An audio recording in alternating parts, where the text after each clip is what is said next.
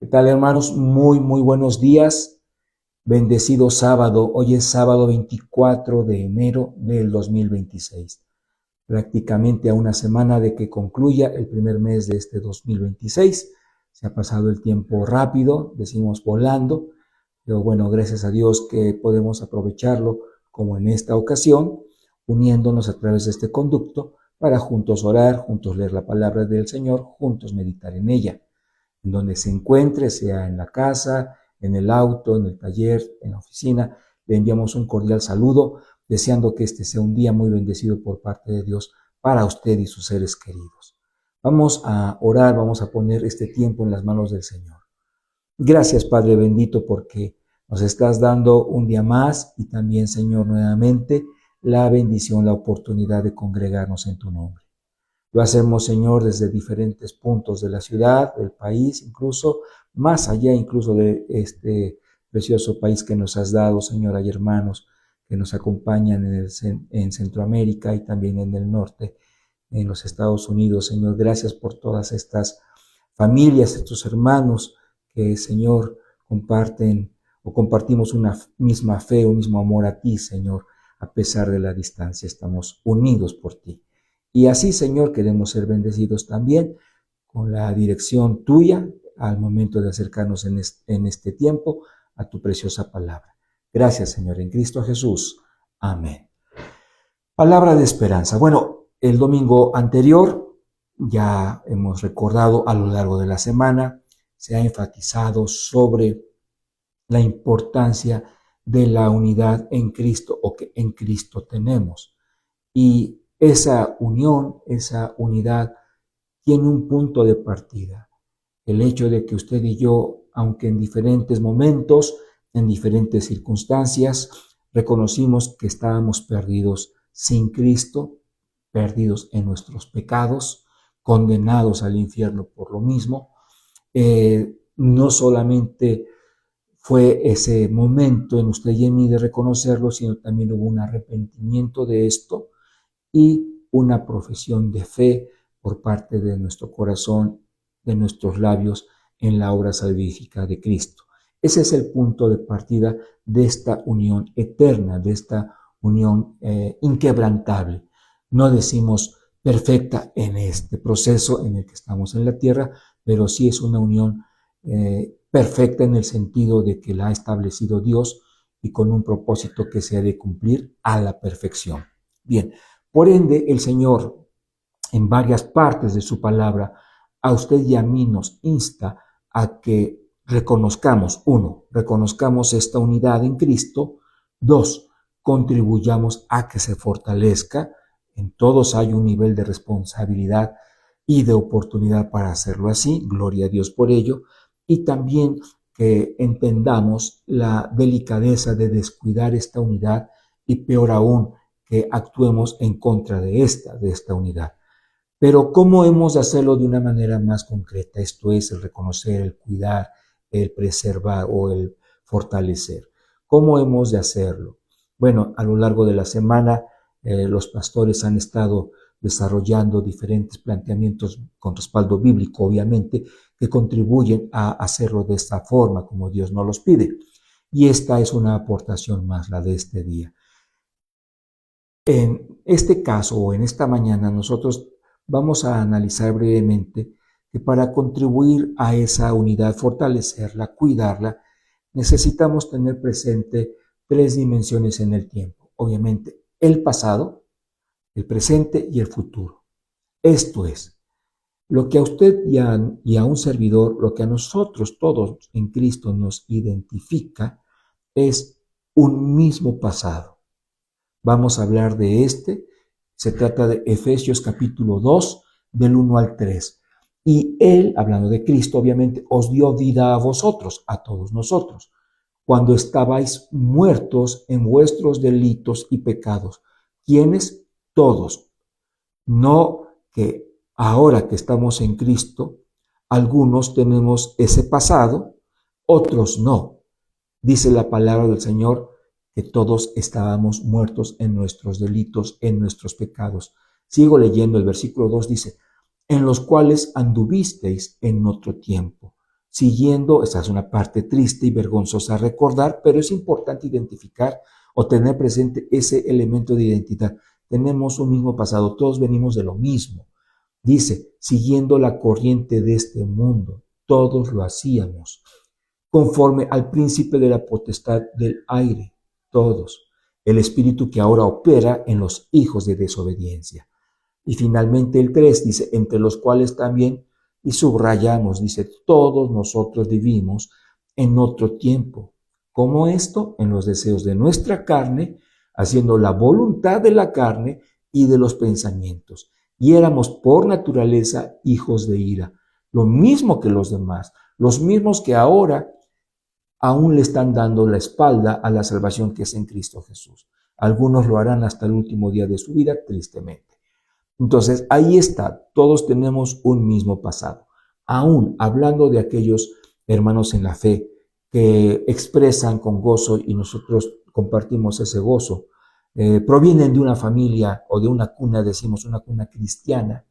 La palabra del Señor aquí es muy gráfica cuando dice todos. Esto significa que de no haber sido por el cuidado de Dios en ese entorno familiar, que contribuyó en gran parte para una profesión de fe en Jesucristo, en su momento, de no ser así, hubiera sido una conducta equivalente o peor incluso. Entonces, el pasado nos identifica. Entonces, como miembros del cuerpo de Cristo, tenemos algo que nos identifica con fortaleza. O sea, esto no lo podemos borrar de nuestra mente. El pecado ha quedado borrado en la cruz de Jesucristo. Gloria al Señor por esto. Cuando nosotros creímos en este acto de amor de parte del Señor, hubo un acto de fe. Cuando fue así, entonces se consuma una salvación. Pero el pasado ahí está y hemos de identificarlo como algo que nos une. O sea, todos provenimos de un mismo estado espiritual triste, vergonzoso, caótico en muchos casos.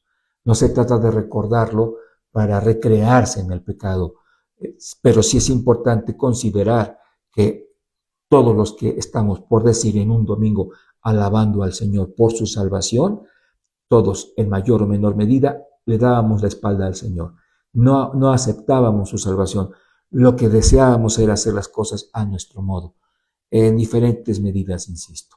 Entonces tenemos un mismo pasado, tenemos un mismo futuro. Dejamos el presente un momento. Tenemos un mismo futuro. Vamos ahora a adelantarnos un poquito. Filipenses capítulo 3.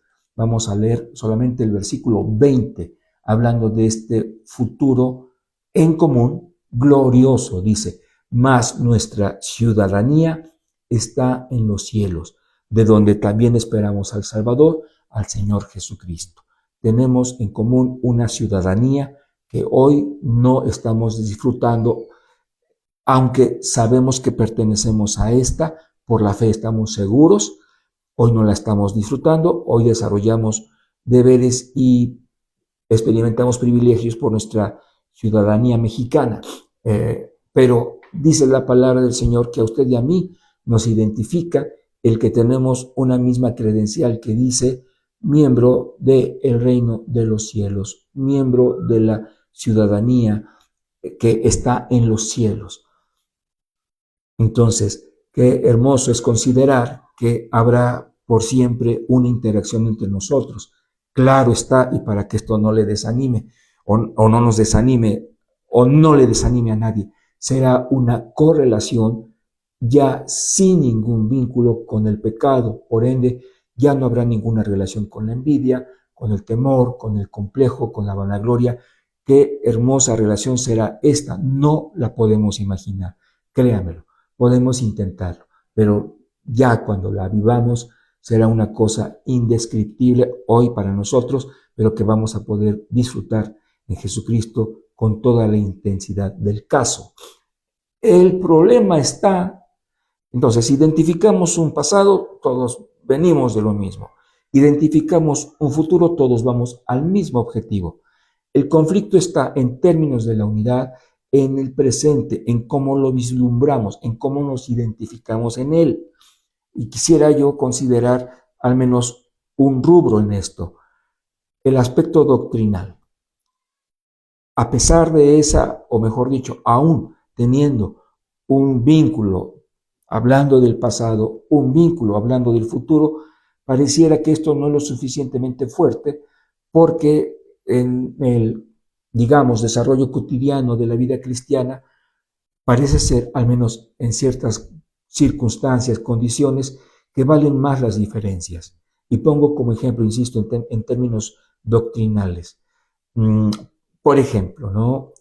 ¿Hay rapto? No, estás equivocado, no hay rapto. La Biblia no habla de este. No, sí, la Biblia lo enseña aquí y en este otro pasaje y tú no entiendes y se abre una brecha.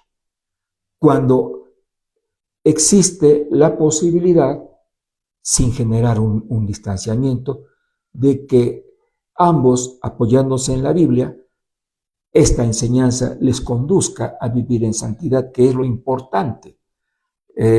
Hablemos de otro caso. No digas Jesús, dile Yeshua, marcando una diferencia hasta en la forma de expresar conceptos, términos, nombres, palabras bíblicas. Para entender el trato de Dios para con el hombre, la Biblia nos habla de dispensaciones, de diferentes dispensaciones. No es así. Es a partir de los pactos que podemos entender cómo es el trato de Dios con el hombre. Y estamos, insisto, solo hablando de aspectos doctrinales que, sin duda, generan un entendimiento, a veces de una forma, a veces de otra, pero espero estarme explicando. Esto, que en lugar de que genere una riqueza y una humildad en nuestro corazón cuando se trate de entender la Biblia, lo que está provocando en algunas circunstancias al menos es distanciamiento, es conflicto, es separación. Ahora, esto en doctrina, ya no hablemos en aspectos conductuales o de comportamiento, es que debes hacerlo de esta forma. De no ser así, entonces estás mal y de una manera categórica, contundente. Hablo no de que no deba haber diferencia, sino de la actitud que adoptamos en esas diferencias. Ese es el tema a subrayar. Cuando la palabra del Señor, y aquí tenemos un tercer y último versículo, para ir ya aterrizando, nos regresamos, si es tan amable, a la carta a los Efesios. Dice el capítulo 2, nos vamos nuevamente al 2, pero ahora leemos el versículo 19. Dice, así que ya no sois extranjeros ni advenedizos, sino conciudadanos, insistiendo en la idea anterior, lo que decíamos, ¿verdad? Conciudadanos de los santos. Todos los que han sido salvos por la fe en Jesucristo, en el Antiguo Testamento, por la fe en el Mesías que vendría, en la etapa de la gracia, Nuevo Testamento, la etapa actual, por decirlo así, en la fe o por la fe en el Mesías que vino. Dice, somos conciudadanos de los santos, y esta es la parte a resaltar, miembros de la familia de Dios. Eso es un concepto que, teniéndolo en la mente, puede ayudarnos mucho a que de ahora en adelante, si hemos descuidado aspectos de esto, la unidad en la fe, en Cristo, sea algo más consistente, más saludable, creciente, fuerte. Dice familia, estamos terminando, familia de Dios. ¿Por qué el Señor utiliza este concepto de familia? Bueno, explicaciones puede haber varias, pero una de ellas, porque usted y yo, como sea, formamos parte de una familia, provenimos de una, y en muchos casos hemos desarrollado otra. Venimos de una familia, mis padres, mis hermanos, pero ahora yo ya he formado otra con mi esposa y mi descendencia. Entonces, ese es el punto. ¿Qué hay en una familia? ¿Hay unidad? Sí. ¿Cómo? Muchas veces imperfecta, justamente por los defectos de los integrantes de la familia. Y esto es algo que el Señor quiere que usted y yo entendamos. En la familia de Dios, aun siendo de Dios, hay imperfección. No en Dios, en los que somos actualmente, en esta dimensión. Cuando digo dimensión me refiero en esta tierra, en esta vida. Estamos en un proceso. Ya se habló, ya leímos que en su momento en esa ciudadanía en los cielos, esto quedará atrás. Pero hoy estamos en un proceso y es lo que debemos entender. Así como mi cuñado, mi tía, mi nieto, ya no se diga yo, tenemos nuestros defectos y aún así nos amamos, que eso sea algo que tengamos muy presente, no solo en la mente como en el corazón. Mi hermano en la fe está en un proceso. Yo, ¿de qué creerme? ¿Qué sentir como, digamos, escala superior si también estoy en un proceso? Entendiendo esto, motivos para arrepentirnos de un actuar en el pasado o varias cosas en el pasado, hay. Y ahora se trata de cambiar el rumbo. Entonces, somos miembros de una familia, la de Dios. Dios es perfecto. Nosotros estamos en un proceso, por eso no lo somos. Entonces, hay defectos. Pero esto es lo que, palabra de esperanza, dice el título de nuestro devocional. Esto es en lo que nos debemos gozar. Así como en la familia humana hay un vínculo muy fuerte. ¿Cuál es? Hablamos de dos incisos. El vínculo sanguíneo. Los Sánchez con los Sánchez, los Pérez con los Pérez, los López con los López, los Hernández con los Hernández. Un vínculo sanguíneo y también un vínculo legal. ¿Eres hijo de este señor? Sí, el acta lo dice. ¿Eres esposa de este señor? Sí, el acta lo dice. Hay vínculos legales o avalados legalmente. Lo mismo en el terreno espiritual. Hay un vínculo sanguíneo y ya sabe usted de lo que estamos hablando. Todos hemos sido redimidos por la sangre de Jesucristo. A todos nos cubre la sangre de Jesucristo. Un vínculo sanguíneo, un vínculo legal, por supuesto que también. Todos hemos sido adoptados por Dios. En Jesucristo, una adopción. Aquí no hay hijos naturales, salvo Jesucristo. Nosotros, dice Juan 1:12, por la fe hemos sido constituidos sus hijos. Entonces, ahí está, de forma sanguínea, de forma legal. Lo cual, bien dice, y aunque ni lo teníamos programado, bien dice Filipenses también, nada hagáis ni por contienda, ni por vanagloria. Y establece a Jesucristo como el ejemplo perfecto de la actitud con la que deben reinarse nuestras relaciones, tanto en temas de doctrina como en los de la convivencia, con la humildad que el Señor Jesucristo nos pone como ejemplo al haberse hecho siervo siendo amo. Vamos a orar. Gracias, Padre, porque hemos podido reflexionar en tu palabra bendita. Ayúdanos, Señor, a entender los errores, los pecados que hemos cometido en esta unidad que tú anhelas sea cada vez más armoniosa. Ayúdanos, Señor, dirigidos y fortalecidos por tu Espíritu, a poder contribuir a esta unión, Señor, que, entre otras cosas hermosas podemos decir, como propósito tiene que la gente sin Cristo nos vea a nosotros en Cristo, en tus manos, lo cual, Señor, se reflejará, se evidenciará en un vínculo de amor, un amor fuera de la comprensión humana. Gracias, Padre, en Cristo Jesús. Amén. Bien, a veces se nos lengua la traba, ¿verdad? Bueno, se nos traba la lengua. Muchísimas gracias, hermanos, por el tiempo que han aportado con sus comentarios, saludos, peticiones de oración también, tal vez, ¿por qué no? Y algo que se nos olvida comentar también es, en la medida en la que se siente usted con confianza, compartirnos si hay algún cumpleañero en la familia, ¿por qué no? Para también poderlo felicitar en su momento. Porque a todo lo leemos y a todo le tratamos de dar el seguimiento correcto. Bueno, pues es todo de nuestra parte. Un fuerte abrazo. Esté pendiente de todas las actividades de nuestra iglesia, por favor, para que no se pierda de ninguna de ellas, de ninguna bendición. Bendecido sábado, mis hermanos.